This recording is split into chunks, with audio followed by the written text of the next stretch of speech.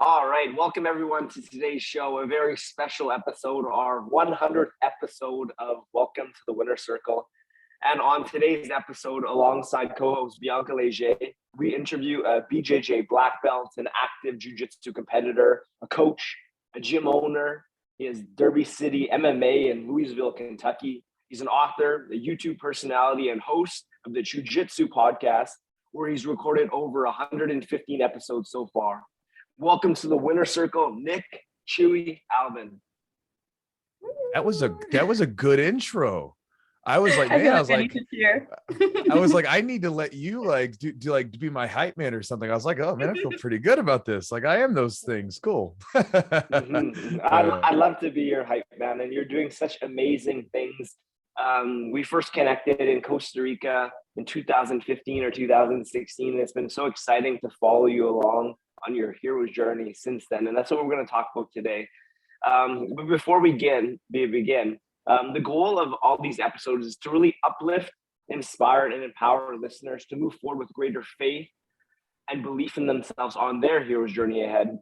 And so we set things up for a very positive conversation with this first question. And that is, Nick, Albin, what do you love about your world right here and now? About right here and now, what do I love about it? About your world. Well, I think probably there's two things, which one might seem very silly or just kind of very basic. The other one might be a little bit more important to some people. So number one, I have been lucky enough to, over the years, create an existence where basically I just do fun things for a living. I pretty much have gotten to the point where I've either, and again, we all have to do some stuff that we don't want to do, like, deal with taxes or whatever, right? But for the most part, my day-to-day existence is filled by activities that I find fun and enjoyable. And so pretty much most of what I do all day is just kind of play. Whether it be writing, making videos, teaching people jiu-jitsu, lifting weights, whatever it might be, it's just fun. I enjoy it. Or even like designing some of the business stuff that we have on the back end. You're kind of designing this creation of your own, and I find it a lot of fun. It's not something that it's a lot of work. Yes, it is, but it's not at the same time. It's not unenjoyable. I find it pleasurable.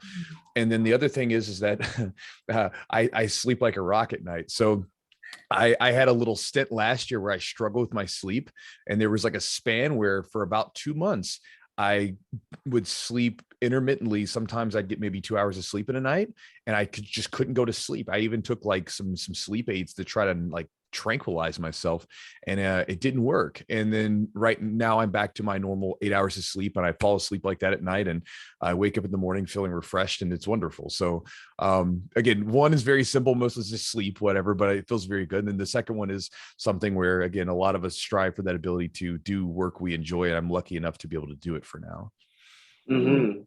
Great. Well, there's so much we could talk to from then, and it leads to a question I was going to ask much later, but I might as well just ask this one now, since it is a point of topic. And that is, you sleeping like a rock these days is something that you love about your life. What was the change? What does your nighttime wind down routine look like? Like, how did you go from getting such poor sleep to sleeping like a rock, 8 hours of sleep? What was the change that you implemented? So I think that as we get older, right, we start to have these changes in our bodies, and sometimes they're not always we're not so welcome to have them. They're not so welcome changes, right? And one of the things that I noticed is that when I was younger, I could be doing whatever, right? And I would just lay my head down on the pillow, I'd fall asleep, and there'd be no problem at all. And maybe there were more problems that I had going on, but I wasn't aware of. As I got older, I realized that I couldn't just like turn it off like that, like I used to. And so now I have kind of at least a 60-minute or more, like an hour long period of time where it's basically I shut off everything, where there's no phones, no everything else. I have red lamps throughout the house, so this way I can have the red light instead of the blue light. And I read or journal or whatever. And so if I have something on my mind, I write it down in the journal to get it out of my head, so it doesn't keep basically ruminating. I'll read some book or whatever. And then one second, my cat, he's come down to disturb me. Can you hear him? Yeah, that's okay. He's a welcome guest. He's a welcome guest. Well, he does this thing where he's like, hey, I see you're doing something now. So usually I close the door but he's like, hey, I see that you're doing something. It seems like it's important, so I'm going to disturb you. The perfect. So it's that. And so then also I found that I was drinking too much caffeine. And so I think that a lot of people abuse caffeine and they don't really realize it because they can mistake their sort of, you can rationalize your substance abuse with, oh, I just like the taste. It's like, well, drink decaf for a week, see how you feel, And so it was a drug that I was using and I would use a little bit too much of it. So I limit my caffeine intake before, and it's all before noon. I don't drink caffeine afterwards. And that seemed to help me out. Now, not everybody's as sensitive to me, right? I'm sensitive to caffeine. So some people can get away with it. But I found that for me, like if I start drinking caffeine a little bit too late in the afternoon, it starts to push my sleep back. And I think a lot of those things were contributing, but really, I think the last thing is that once I had the struggle with sleeping, I had this problem where then I was trying to do all these things to go to sleep. And sleep's not something that you do, right? It's something that kind of happens to you, right? You can make yourself breathe, right? I can make myself breathe in a particular way, but I don't do sleep. I have to let sleep take over. And so I think a lot of it was putting myself in a state where I could be nice and relaxed and to let the sleep take over. And that was something that kind of helped out, and giving myself, like, carving out a little routine and being very militant about it and disciplined about it helped out. Those are some great tips. In particular, the journaling, a journaling practice, whether that be at nighttime or morning. I can't hear anybody. Oh, Bianca, can you hear me? I can hear you. myself. I'm good. I can hear you. Okay, I can hear you now, Derek. Sorry. Okay. Yeah. So I was just saying that the journaling has been a really great self-care tool that has benefited myself and also Bianca, both in the morning and at night, as well as turning off our electronics prior to bedtime. Those have been some self-care strategies that have been real winners for us. So we've examined some of your nighttime self-care strategies. Let's just talk about self-care strategies in general. What have been some other winners that you've implemented on your tool belt to attend to yourself mentally, physically, emotionally, and spiritually? What are some crucial self-care tools that have helped you be the best you and show up for your students, your friends, your family, and everywhere in between? One of them that helps me out a lot is information diets. So this is what I call it. So we're inundated with endless amounts of information, right? Some of it's good information that we really like, and sometimes the information that's being put into us isn't so good, right? Sometimes it's a lot of fear-based information that is done to get us to react a certain way or to try to condition us a certain way. And even sometimes the good information can be too much. It's like you can have a lot of good information, but if it has no execution behind it, it's really not all that helpful. And so having periods of time where I basically just stop taking in information so I can hear, like, what's going on with me, like what's going on in my own head, how do I feel about things? And simply, we would think about it as silence, but instead of having silence for like a moment, like have silence for a nice long period of time where you're able to have a period of like a week where you're not like, I won't, it sounds strange, but like I'll stop listening to my audiobooks, which isn't a bad thing, but again, it's stimulus, it's input. I'll listen to songs without actual lyrics because I want to hear the thoughts in my head versus someone else's words. And even reading books, it'll just, again, I'll just turn it all off for just a little bit, and getting away from social media as well for a bit. And this way I can kind of tune into like what's going on with me, where do I want to go, what's going on inside of me. Because I think that if you take in information so much, it can basically drown out the voices inside of us that are telling us what to do and where we should go and things of that nature. And so those have been really helpful. And I think for a lot of people, they would be like, I have a friend, who he gets really amped up over like news cycles and stuff. And it's like every time there's a news cycle, he's all riled up and upset, and he's having to go to the therapist and stuff like that. And I was like, bro, just turn off the social media for a while. Like, you'll probably be better off from it. Like, again, they're doing this thing where every 2 weeks you're angry about something new and you have someone else to be angry at, but they don't really but the problems never get solved, right? So it's like, it would be better to listen to yourself and see what's going on in you and maybe how you want to proceed with your life, rather than being reactive. That's great. I feel like that's maybe something Jiu-Jitsu has taught you, because in Jiu-Jitsu, it's all about balance. We can't always be about consuming, doing. Sometimes we are required just to be. Yeah. just to be an observance of what is. So I think that's a really great self-care strategy that you shared with us, Nick. Any other particular self-care strategies that come to mind that have been real winners for you?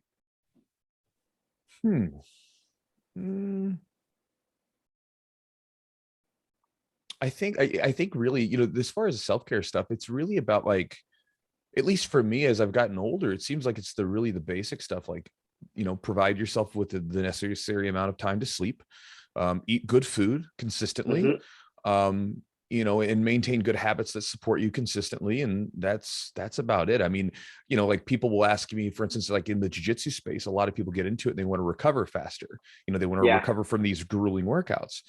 And, they'll ask for a supplement, which there are some supplements, things like CBD and things like that are useful. But I'll always start it off with, how's your sleep?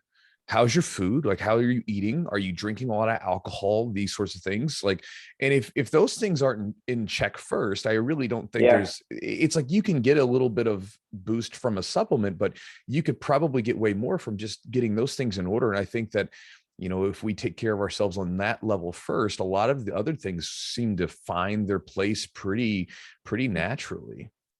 Yeah, absolutely. I agree with that.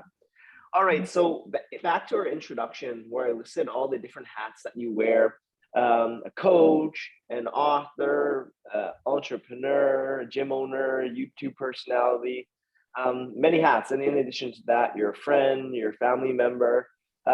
But in all these hats that you wear, what would you say would be the common mission that you lead with that serves as your guiding star, your North Star in all that you do? So you as a human, what is your overall mission that you try to attend to in all the different hats that you wear? What are you here to do in this world? So when I was a kid, right, like I grew up and I grew up relatively poor for North American standards, right? We're not talking about like other places, but North American standards, that we were relatively pretty poor.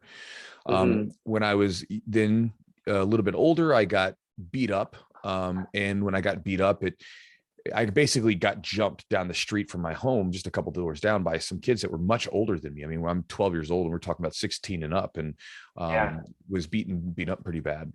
And I remember, just a lot of different experiences like that kind of left me in this, in kind of a hole as a person, as a young guy. And I remember finding wrestling in high school. And wrestling led me to I started doing wrestling, and I started doing jiu-jitsu and doing all these things. And then over time, I started to sort of unlock this idea that, there's more in me than I think there is. A lot of us can sometimes harbor these very limiting beliefs about what we're capable of. And it's when we decide to shake those off and just sort of jump into things that we sometimes realize that those weren't true, right? And we develop the skills necessary and become a stronger person and all these things. And so I've been able to do that with the help of different athletic sports like wrestling and jiu-jitsu and different martial arts, and also through a lot of mentors that I've had along the way, right? Mentors both in jiu-jitsu and out of jiu-jitsu, who have helped me realize the potential that was there for me, at least that there was more potential that I even gave myself credit for. And so my whole focus, I think, when you really boil down to it, comes down to, I would like to do the same thing for other people. I would like to do the same thing. So for instance, like in my gym, like a lot of times I feel like I'm a coach, but then like, for instance, yesterday I came in, I didn't teach any classes, but I was over there biking a little bit, just getting a little workout in. And meanwhile, I'm talking to a lot of the younger guys that are there on the mats, or that they're there in the gym, and it's almost like a mentor relationship, right? And so, again, it's one of those things where if I can impart some idea that helps make you a stronger person mentally, physically, that helps you realize some potential in you that you didn't think was there, that's kind of the thing that motivates me. And I didn't really realize that for a number of years, until I remember there were a few experiences, like when one of my students, this is a good example, back in probably 2012, 2013, the years get fuzzy as there's more of them. There was one of my students he came in and he was very overweight, He's very overweight, and he came in, and within about 7-8 months, he'd lost a ton of weight, like 100+ pounds.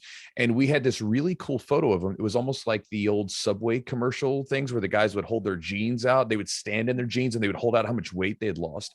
And it was really cool. I was like, man, that's amazing.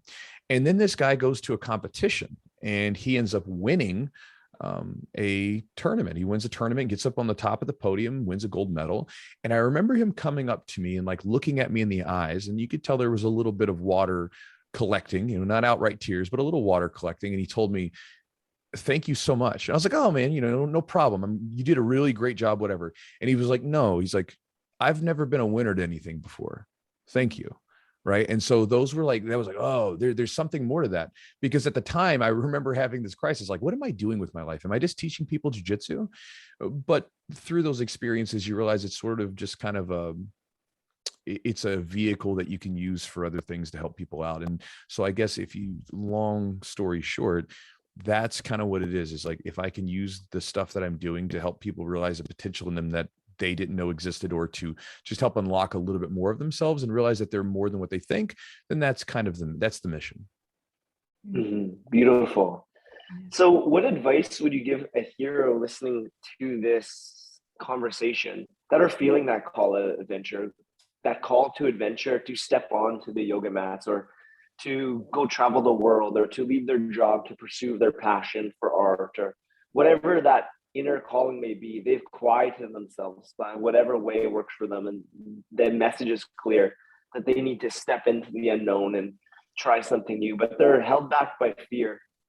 What have you learned about that fear and the call to adventure, and saying yes to that must of the heart rather than the shoulds of society, parents, culture, the things you've been told? What advice would you have for that hero at the crossroads?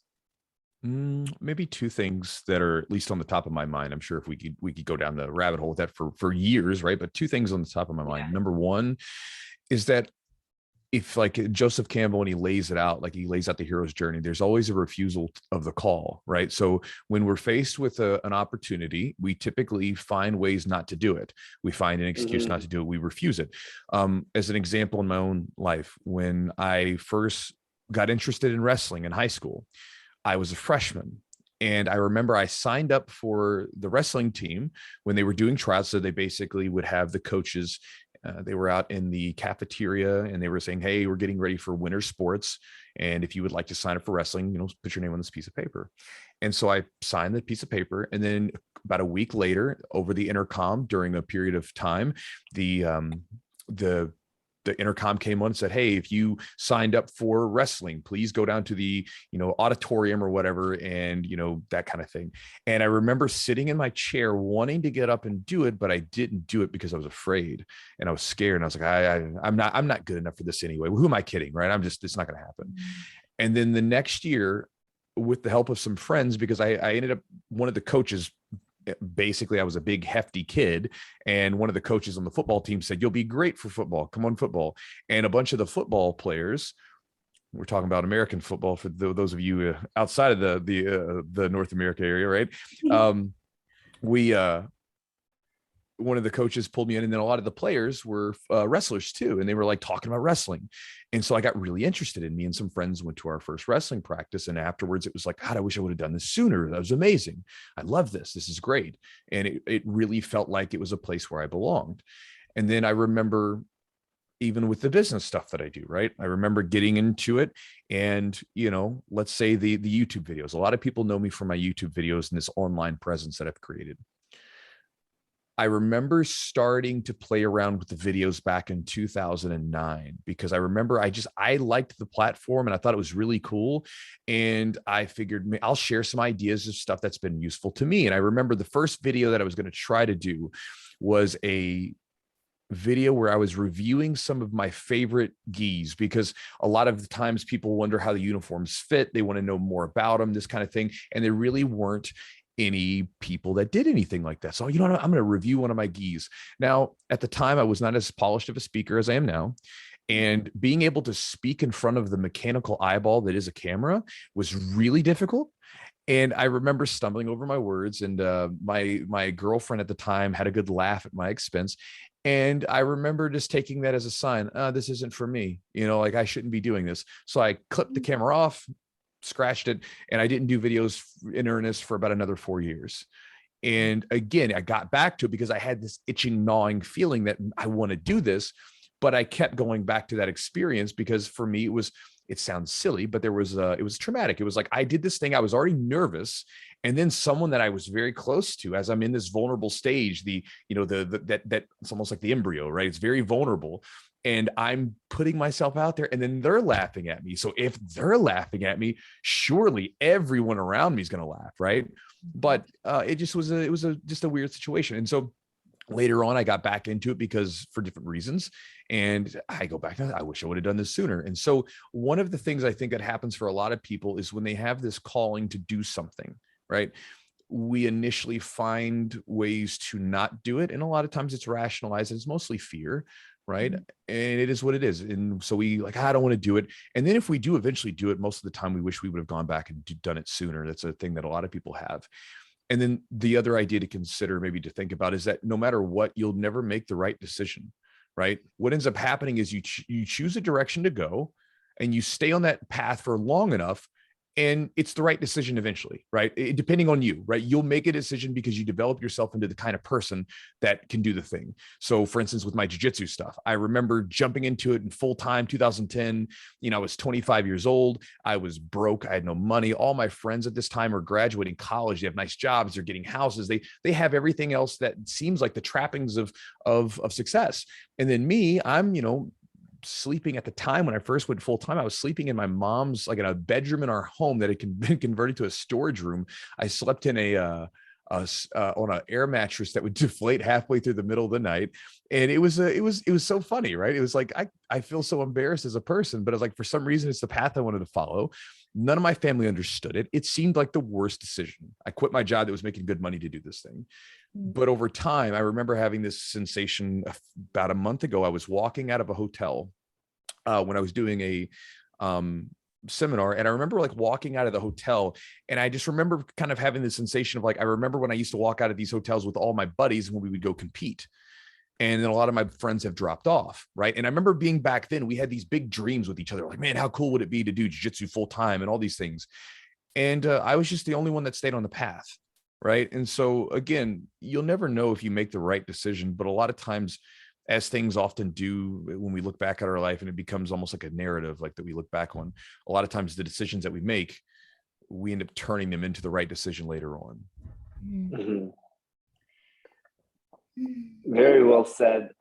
One thing I wonder on this journey, you must have had a lot of instances where you felt like giving up, whether that be when you were first white belt in jiu-jitsu and you're getting tapped out and manhandled by everyone, you felt like giving up, or maybe it was like the YouTubes where you gave up for 4 years, or you've recorded 215 episodes of the podcast that must have not been easy to keep on going, and just various other projects where you felt that feeling of giving up. How did you overcome that feeling? How do you deal with that resistance of just, this is not for me? Throwing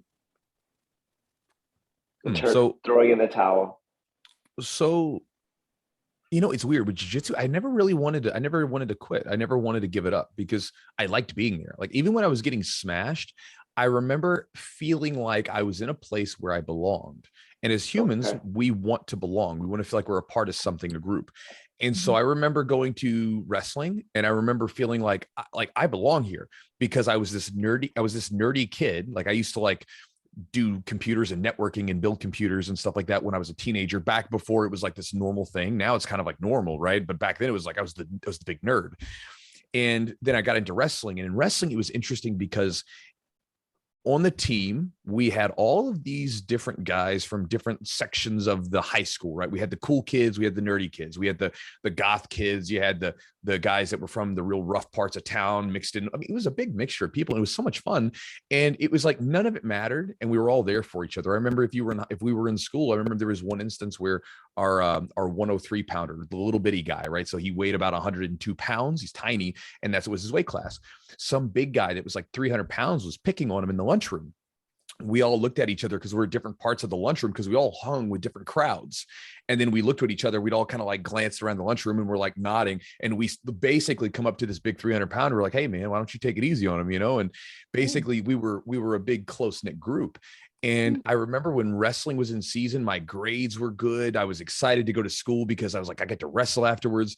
When wrestling ended, I was bummed because again, I lost that connection to the group that I felt connected to. And I went back to being in high school, which was very superficial. And I just I didn't have a spot. I didn't belong in a particular place. And then after high school, I got into jiu-jitsu partly. And I know this now. Back then I was trying to fight and I thought that was the main goal. But I think really when looking back on it, it was because I enjoyed the connection to the people. And it was this place where we cut through a lot of the BS and we're friends. And so I always enjoyed training. Training was never something I like got bent out of shape of if I sucked, because it is what it is. And I also, one of the things too, and this kind of goes to, which is helpful for the content creation stuff. In jiu-jitsu, I never really set an expectation for myself. I kind of just did it, right? And like, you'd have bad days and good days. I'd go to some competitions and win some competitions. I bombed and I wasn't happy about it. But I never went into the gym every single day and set this crazy expectation for myself. I just did it. And it's because I wanted to do it.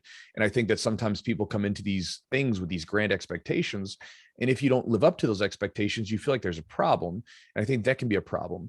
With the content creation stuff, again, I never really felt like quitting because I enjoy it. Again, that's kind of the thing. I mean, if you find things you enjoy, like someone asked me the other day, they said, Chewy, are you like, you've been doing this stuff for a long time. Are you burnt out? I was like, how am I going to be burnt out? I was like, I do everything that I do day to day is fun and enjoyable. Sure. It's difficult sometimes. And sometimes I got to use a little discipline to say, hey, listen, I know you want to be lazy and you want to screw off, but we have to do this. Sure. Of course. But at the same time, what else would I do? Like, I mean, like what else could I possibly ask for? This is my dream. I've been wanting to do this and here it is. So I can't be burned out about that. But having no expectations with videos and content is pretty important, because sometimes you can put on your best performance in your videos, write the best content or whatever you think it is, whatever your mode is, and you put it out there for the world to see and you get nothing back. And then other times you're like, I'm going to put something out there and whatever, this sucks, but hey, whatever, I'm keeping my schedule going or whatever. And then everybody loves it. You're like, this doesn't make any sense. I like it's even like training. Some days you go into the gym or you go into the yoga room. I'm sure it's the same way. And I'm sure it's the same way when you go to like a jiu-jitsu practice. Some days you go in and you don't feel like you're going to have a good session and you end up having the best session, possibly because you don't care. Right. And then some days you're like, I feel amped up. I'm ready to go. I'm excited. I feel good. You go in and you have your worst session you've had in a long time and you can't figure out what's going on.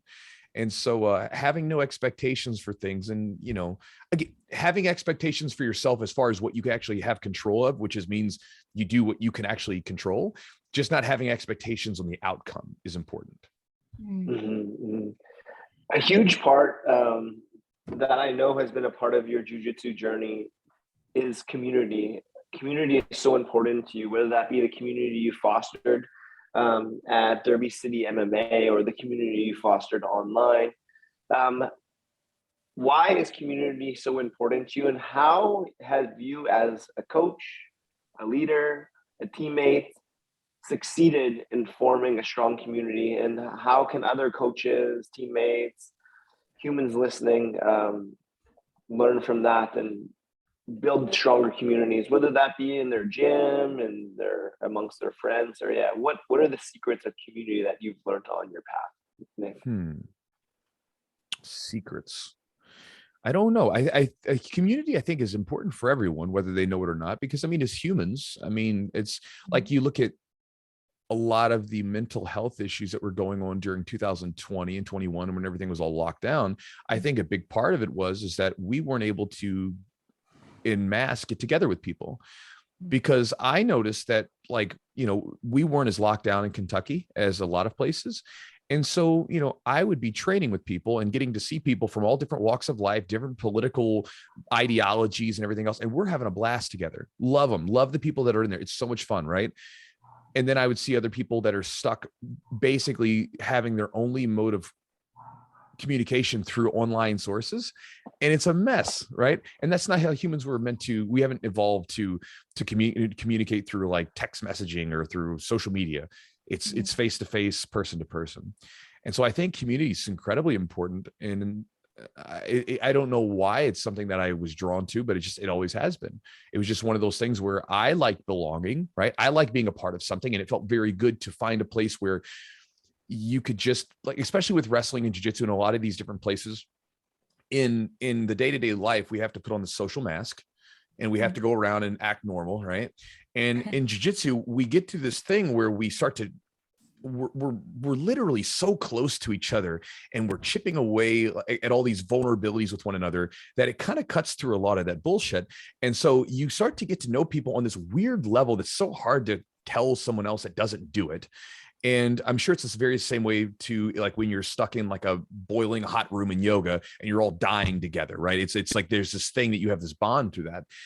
And I liked being in a place where I could belong, and it didn't matter what I really was. Like, basically the only thing that matters was, all right, do you want to train? Are you going to be a good partner? Because that's all we matter about. I don't really care what your political ideology is. I don't care what skin color you are, what religion you are. I don't care. Just let's train, right? And having that was really, I found it very cool. And so I always felt like, why wouldn't someone else find that enjoyable? And so let me provide a space for people to have that same feeling that I had. Really, it comes down to just scratching my own itch. I found it enjoyable to have a community to go to. So I'm trying to find people like me that would like to find a place where they belong, regardless of whatever the world may have told them about themselves before they walk through the doors. Yeah. You mentioned being a good partner. What is that? How do you be a good partner in jiu-jitsu and in life? I mean, you can probably sum it up to the golden rule, right? Like, if you're like in the gym, I mean, it's a really good rule. And if we would all follow it, the world would be really awesome, right? Treat other people like you want to be treated. So like, if I'm in the gym with someone and I'm rolling with someone, I am going to try to do my best to take care of their body just as much as mine, right? So for instance, if I have a submission locked in, I'm not going to go back and just crank it really hard, because I don't want to risk them getting injured. Because if I risk their injury and they get injured, I can't train because I don't have a partner now, right? I don't have someone to train with. But also, I wouldn't want someone to do the same thing to me. And so I'm going to take care of them and be conscious of them when our two bodies are sort of locked into this role, this session of training. We're both trying to get better. And so again, I've got to take care of my toys, so to speak, because otherwise I have nothing to play with. And so for a selfish reason for that. And then likewise, there's empathy. I've been injured before. I know what it's like, and it doesn't feel good. And there's nothing worse than like being an active person and not being able to do your thing, because you're injured. And so I wouldn't want to do that to someone else. And so again, I think it's very simple as that, right? Like, and if you take that off the mat and you just like, even if I have a disagreement with you, I will speak to you and disagree with you in a very reasonable way. I'm not going to try to slam dunk on you. I'm not going to try to, tell you you're an idiot or something like that. I'll leave my case out there and we can converse and let it be. And this wisdom you're so graciously sharing to us, a lot of it has come from you, but a lot of it has been learned and gleaned from various mentors and allies you've met along your journey, along your path. So along your way, who have been some notable mentors and allies that have really left an impact on you and your being? Just who were these people? And I know there's many, so you just name a few. Who were the people, and what were the biggest takeaways from them that you appreciated and incorporated into your being? There's a lot. So my grandfather, so it starts off young. My grandfather, my uncle.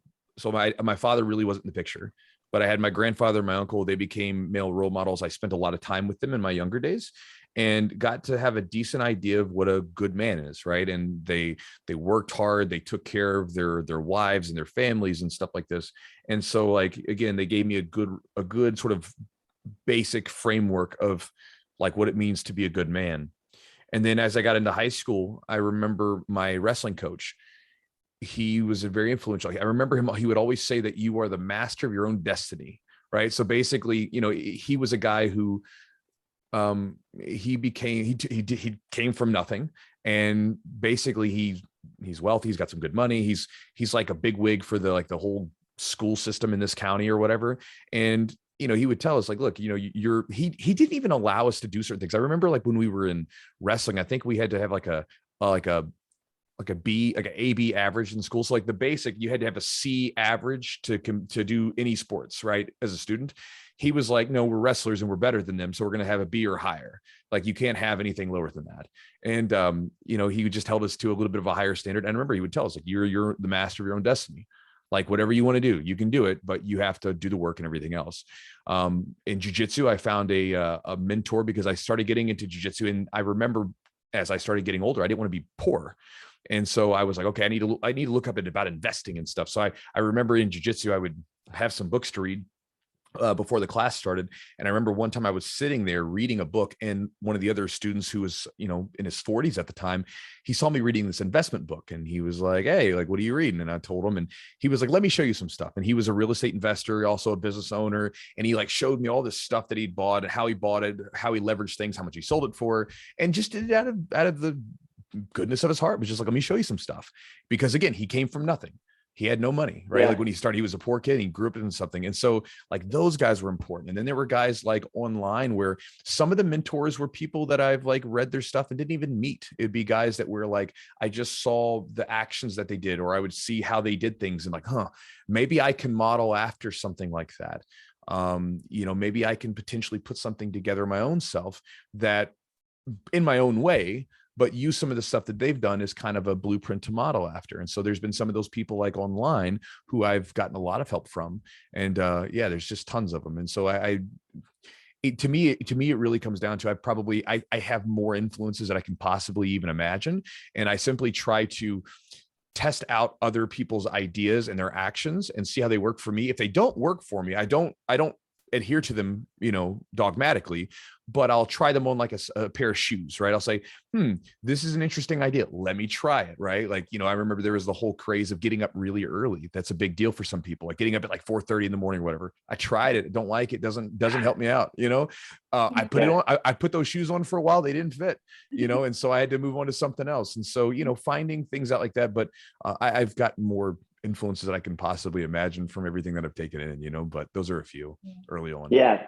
Thank you for sharing those. The next share that I'm really curious to learn about is about your challenges and the various challenges and temptations you've overcome on your path. What have been some notable challenges that you faced and that you've overcome to make you the person you are today? That's interesting. Challenges. I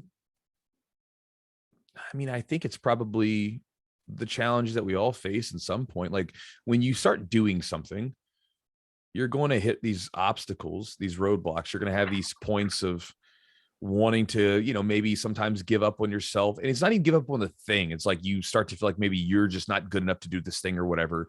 And you want to give up. In particular, I remember, let's talk about the business stuff. I remember the business stuff, getting into it. There were periods where I was like, maybe this isn't the right decision because, I'm broke and I'm not making any money, and maybe there's something else I could do.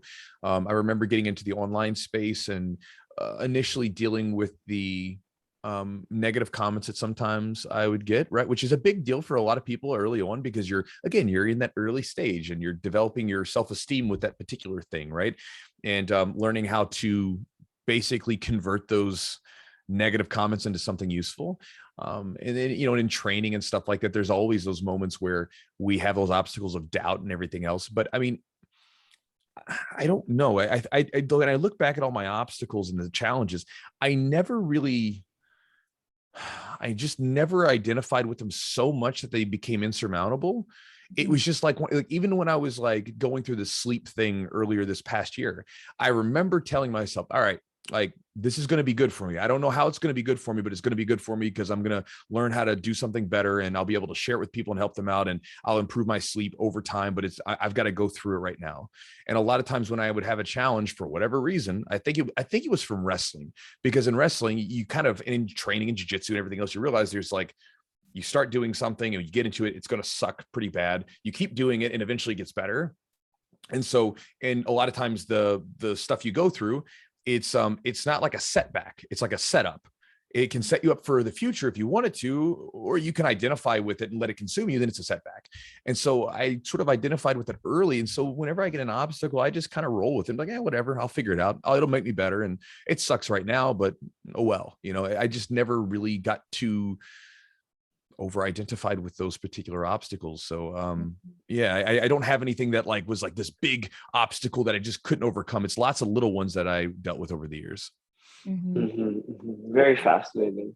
One thing I'm curious is to celebrate your victories. So seldom do people take time to really celebrate their wins, things that they've accomplished. So I'd like to just give you a moment here just to acknowledge some things you're really proud of that you've accomplished on your journey. What are some tasks or accomplishments that you've done that really make you proud? So I'm proud of I saved them. So I'm proud of like the people that I've helped over the years, like from my students to the people online to people that have come to seminars or even traveled and things like that. I've had a lot of people share some really heartwarming stories and things that really like touch me. Even like there was a guy who, there was this one, I remember it was like probably one of the first ones that really got me. I remember got tears in my eyes. He was a guy who had lost his wife. He had 2 kids. His wife had just passed away from cancer. He was trying to discover himself a bit because he was kind of in this stage of like, what is going on in my life, whatever. And he started wanting to do jiu-jitsu. He heard about it. He's like, maybe I'll start trying to do that. And so he started getting into it. He watched my videos. And then he started getting into it and he found some comfort in those to get started. And it really, in the training, helped him out. It became an anchor to take care of a lot of the negative feelings that he had. And he said that being able to train consistently helped him be a better father to his daughters that were still there and help him deal with some of the negative emotions that were trapped in his body with the passing of his wife, and so, which I understand. I remember when my mother passed, my training was like the one thing that I could do to kind of like dump out a lot of the stress and then go back to her and then put on a good face to help her through her time when she was getting sick. And I remember hearing those kinds of messages. And again, sometimes they're not so dramatic. Sometimes it's just like, hey man, like I won this tournament and I used this one thing that you showed me. Thank you. That kind of stuff. I love the fact that, again, I'm able to help people. That's because again, I'm just scratching my own itch. People help me along the way. And so it feels good to be able to do the thing for other people. I mean, that's the hero's journey in a nutshell, right? You go do the thing for yourself, you get the elixir, you get the boon, you come back and you share it with other people. And I feel like if people did that more often, especially in a society where I feel like we lack eldership, we don't have eldership for a lot of young men and women. And it's even a lot of times it's sort of scoffed at, like, old people, they're stupid, whatever. But if you look at like old societies, there was some place for young men and older men to connect together, young women and older women to connect together. And so being able to do that makes me happy. I'm proud of that. Being able to be a guy that grew up on like food stamps with his mom, living in like it was like me, my mom, 2 sisters in a 1-bedroom apartment, like, like living pretty in tight conditions, to being able to have a pretty damn good lifestyle and be what would be considered wealthy in our country. Like that makes me excited, right? I'm very proud of that. Like I did that, right? It was very tough. Even like right now, like we have like a little house with a little farm and stuff like that. And being able to, and the reason we got it was my wife, she wanted to bring her horse home because her horse was staying. So I was very proud of being able to give her a house with some acreage and a barn where she can go out into the barn and hang out with her horse and stuff like that. I'm proud of those things, I'm happy for it because it feels good to like give something to people. So, I mean, yeah, so there's certain things like that. Again, I don't get too attached to them, but I'm proud of them, Heck yeah.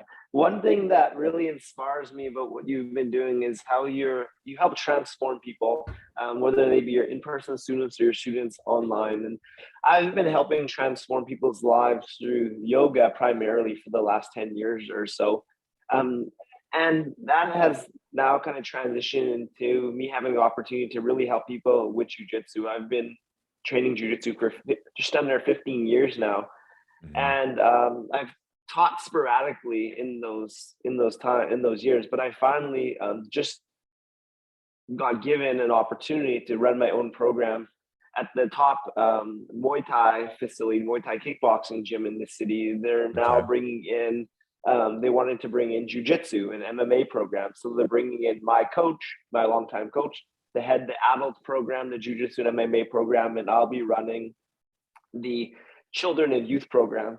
Okay. And I'd love to hear your advice on what you learned about the power of Jiu-Jitsu with children and youth, 7 to 14 years old, that you could share with me as I embark on this new journey of creating this program for kids and empowering them with the power of martial arts. Kids are fun. They're interesting. The way that when I was teaching them all the time, I don't teach them like I used to, but when I was teaching, for some years, the kids, I remember they're different. You can't teach a kid like an adult, right? I mean, because adults have been conditioned a certain way. Kids are still much more energetic. They have that in their bodies and stuff like that. And you can't simply just, it's a little bit different. I find it's enjoyable. But the way that you teach them is slightly different. As far as the power of it, again, I think it does the same thing that really, so like, for instance, there is a book that I've been digesting recently. It's The Birth and Death of Meaning. It's by Ernest Becker. It's a good book, and I really enjoy it. And I say digesting because he talks about some deep stuff. It's almost like a book like Sapiens, where you read it and you have to sit on the ideas a little bit because there's a lot to take in and think about. But one of the things that he talks about in the book is that humans we're just constantly searching to build our self-esteem. Right. And we're trying to build our self-esteem in one way or the other. We do something and we get good at it and we want to keep doing it. That sort of thing. And I think that by giving someone a skill that they get good at, especially with physical, almost like basically a physical fighting form, right? When you give that to someone at a young age, I think that it liberates them from the need to have to fit into some sort of box that they don't want to. Like, how many people will basically do something that they don't want to do just because they want to belong or just because they feel like they're supposed to or whatever, where I feel like at least it was this way for me. When I got into wrestling, I loved wrestling, and wrestling gave me this physical confidence and this ability where I remember being able to stand up to my bullies, basically double leg takedown and slam them on the ground if they got in my face or were trying to hit me or something. And I remember having that power and realizing, I can protect myself and I'm strong enough and I'm good at something. So I don't really need to go anywhere else because I feel like, or I don't need to fit in with any particular group, because when we have self-esteem in a particular area that's kind of independent from other people's opinions on things, then we have the self-esteem that we can then transport everywhere else. Right. Because it was like, okay, yeah, maybe those kids over there think I'm a big nerd and that I'm overworking on the computers, but like, I don't really care because I'm good at wrestling and I'm good at something and my wrestling friends like me. And so I don't really care about your opinion. Right. And so I think that's important, and having that to where, in the more places that you can start to build up skills and abilities and self-esteem, the more diversified that can become, the better, because then you're no longer dependent on one thing or the other. I think that, when I was younger, it was solely on wrestling. So if I had a bad wrestling match, I would feel like I sucked and my self-esteem would be in the tubes. But as I've gotten older and I've sort of diversified, like where I feel like as a person I've grown and where I feel confident about, it gives you this wide array of things to pull from, so that, again, you can kind of do all the things that you want to do or that you can jump into, because you can look back on it and say, well, yeah, even if it doesn't go well, even if someone makes fun of me, whatever, I've done this, and this. And giving that to a child early on is powerful. Giving the ability to defend themselves is powerful, and giving them something where they're good at something, that's powerful. And I think both of those things combined are really transformative, because then in kids, I feel like they become more independent and they become more self-reliant, rather than feeling like they have to fit into a group. They have to do some activity that they don't want to do, but they feel like they have to do. At least, like I said, that's been the experience with me teaching some kids, watching kids grow up in the gym where they're like, they kind of go to the beat of their own drum, because they feel really confident about this thing. And that's the way that it was for me as well. Mm-hmm. Well, I really appreciate that shared wisdom, that shared knowledge, and that's going to come in handy as I develop this program, which I'm super excited to do. Another thing I'm really excited about is just the continuation of this podcast. This is our 100th episode, and I'm excited to see what this evolves into. You yourself have a podcast. You've recorded over 215 episodes. What have you learned about your podcast journey? I mean, you learn. I think the fun part about doing a podcast is that you get to like talk to people and you get to like take some ideas away from them. So a lot of times throughout the episodes, there's sometimes I get just ideas from speaking with people. I mean, it's kind of the way that, for instance, if I'm going to do something business related, I like being able to talk ideas out with people because for whatever reason, talking those ideas out seem to like bring stuff up to the surface.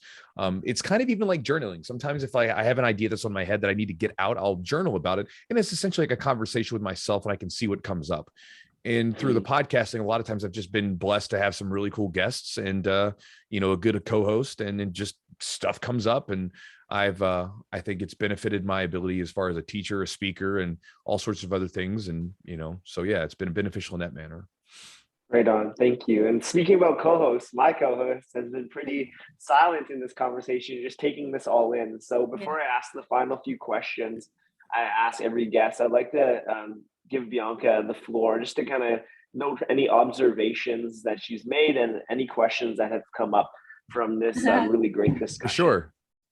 Well, I'm listening right now. I'm just taking it all in. This feels like what you're sharing right now is applicable to so many domains. Like personally, I have more experience in the teaching education system. Sure. But the way you approach the sharing of skills and everything you learn, I'm listening right now. I'm here for this. So yeah. Mm-hmm. Keep it going. Right on. So one question that we like to ask each guest is about the greatest life lesson that they've learned on the path thus far that you feel called to share with us at this moment. So in the right here and now, what is one of the greatest life lessons you've learned and experienced on your journey? And can you share that with us? Life lessons, greatest one. That's tough. Because everybody's so different, right? Like one lesson that might be useful to one person may not be useful to another because it's not what's necessary for them. Mm-hmm. Let me think of one that maybe has been very useful to me. And I'll say it like, as it not necessarily as like the, quintessential life lesson or whatever, but like one that's been useful. I think, again, going back to it, I kind of mentioned it earlier. I'll give two. So I'll be bad. I won't give one. I'll give two. The idea of not holding yourself to such having goals for yourself is really, really important. We'll say it that way, right? Like I have goals for myself. I set them, I go after them, and I try to make them happen, right? But having these hard expectations, I don't think is a good idea. I think that it makes you in a way makes you kind of needy, right? Like a lot of times with the guys, I'll sort of liken it to a first date, right? So if I go on a date with a woman and I'm needy for her attention, right? Like I'm just there and I'm so desperate for her attention. It's probably not going to go good, right? It's not probably going to go well for me because it's like, they'll be able to sniff it out, right? But if I'm going there and I'm excited to be with this person, I'm excited to see who this person is and learn about them. And if they don't like me, it's completely okay, right? Like we'll go our separate ways. That's such a powerful form of confidence that then, again, I can speak from experience, right? Like when you go into a situation, it's so much better, both for you and the other person, right? Whether it goes in a positive or a negative way, we would consider negative because maybe they don't want a second date, but nonetheless, it doesn't bother you. And I think that a lot of times people, they go into different sort of adventures for themselves, if we will, and they set these hard expectations. And again, instead of just simply being like, here's where we're at, this is where we're at. I'm excited to have this opportunity with this thing that I'm doing. And if it doesn't go well right now, whatever, I'm doing it right now. This is what we're doing.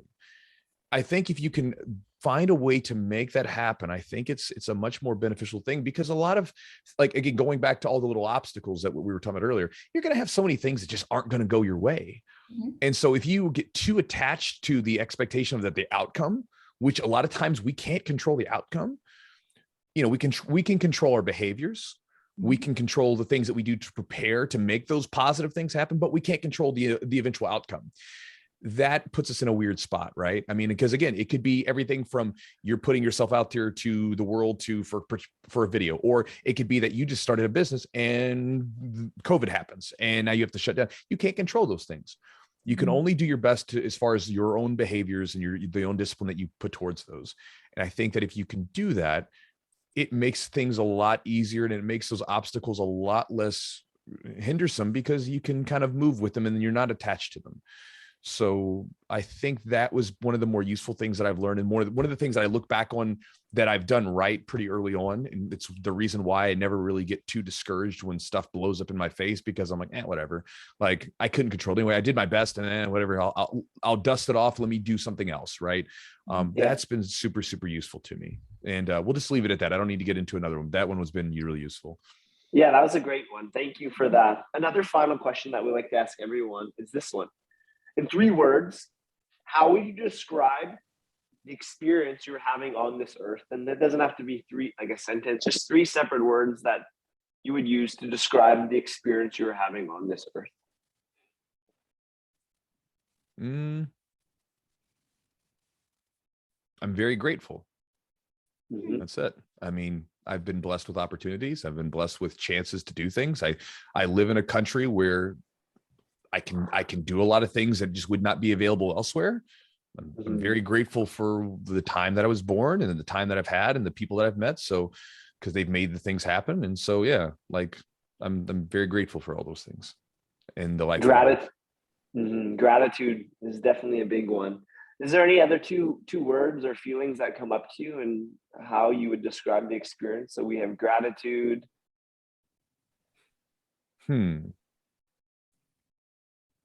I mean, I don't know if there's a particular thing that it would be, other than, I mean, I'm grateful. I'm excited. Like, I have a good life, and like, again, it's a life by my own design, which I think is enjoyable. Right. So like, I could probably, here's an example. I could probably say, you know what, I got some money in the bank. You know what I could go do? I could go buy a really expensive car, but I don't like cars. They just don't do it for me. I find them, it's not my thing. Right. Like I just don't want it. And I think that, again, a lot of times we in life, and I've been guilty of this when I was younger, you get going in a path that has been set for you by someone else. And it's what people want you to do, or what society wants you to do.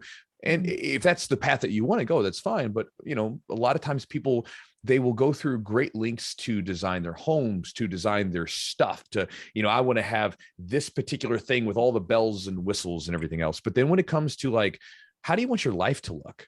Like, almost no thought in life just happens to them. They just like, and then they're like, I don't know how I ended here. I'm lucky enough that, like, looking back at it, I'm like I have a journal, like it's right here, like writing this stupid thing. Like, every year I'll go down and I'll say, like, how do I want the next year, how do I want this thing to look? And magically, like, when I start focusing on making that particular outline of what my life to look like, it kind of gets into place. And so I'm very grateful. I'm very excited, because I get to have that life that I've, for the most part, built by design. Grateful, exciting, and full, or whole. Those are the words that I hear from that response. Sure. And that's I would resonate with that. It's a beautiful experience that you're living. The final question that we ask everyone to close this conversation, we've taken a look in the past, and we've examined the road that got you to where you are today. And let's play around with time. Let's fast forward into the future. And we're going to transform ourselves. We're going to time travel alongside an 85-year-old Nick Albin. Who is this man? Where are you? Who are you surrounded by? And what is the legacy that you left here on your time on Earth? I'm probably physically broken.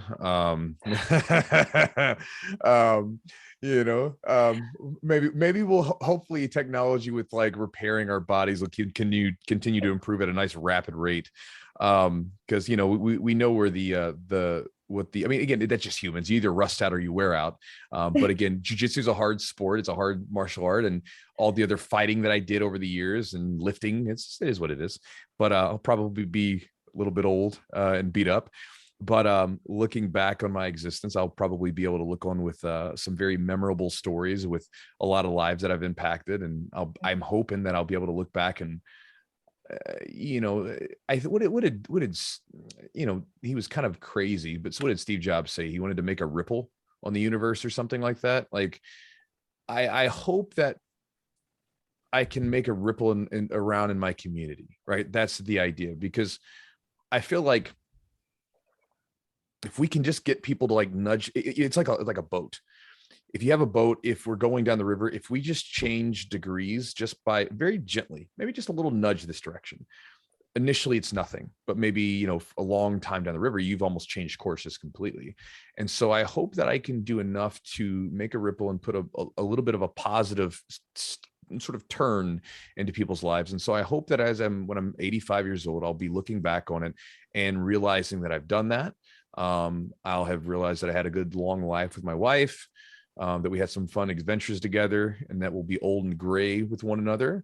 And, you know, that's it, man. You know, it's like being able to impact people in a beneficial way and be able to grow old with someone that you love. Like that's a pretty good life. Absolutely. So I want you to stay with this 85-year-old Nick for one moment longer. And I want you to feel into his bones, step into his heart, and just embody that 85-year-old man, the impact that you've left on others, the ripples that you've made. And I'm going to bring us back to the present day. And that 85-year-old Nick, he sends you a message. What does that 85-year-old man whisper in your ear? Well, it's hard to say, but assuming that those things happen, then it would probably be similar to what 37-year-old Nick would say to like 20-year-old Nick, which would be like, stay the course. Just keep doing it. Keep going. Stay the course. You'll figure it out. Because I think that's what I would have said to myself when I was 20. And I imagine that if it works out as I get older, it would probably be the same way. And a lot of times, a lot of us are looking for reassurance that we're on the right path, but there is none. Right. And so if we can look back at hindsight, it's like, hey, you're doing the right thing. You're on the right path. Just stay the course. Stay the course. Absolutely. Please do so for you and for us, for everyone in this journey alongside you, Nick. It's been a real honor, a real pleasure to sit down with you and reconnect. For what people wanting to connect with you, they can find you at chewjitsu.net on the web or on IG Jiu-Jitsu, and on YouTube, Chewy BJJ. Bianca, any closing words for you as we move to wrap this conversation? Thanks, Nick, for showing up. It was awesome. Thank you. For the people who are like just tuning in, listening, when you talked about staying the course, like all three faces just lit up with a smile, because I think this just resonates with everybody. Whatever you're doing out there, just keep doing it. Just keep your focus straight and keep doing it. So thanks for reminding us and sharing everything today, sharing yourself. Thank you. Absolutely. And any last words from you, Nick? No, appreciate you guys for having me on, and it was a pleasure talking with you. Beautiful. To close every conversation, we bring our fists together in unity for digital fist bump. Okay, digital fist bump. Okay, there we go. Digital fist bump. There we go. It's happening. And that's been our 100th episode of Welcome to the Winner Circle. Stepping into the winner circle is a choice that we could all make in the now. And that is it. Signing out. Much love, y'all. Thanks, Nick.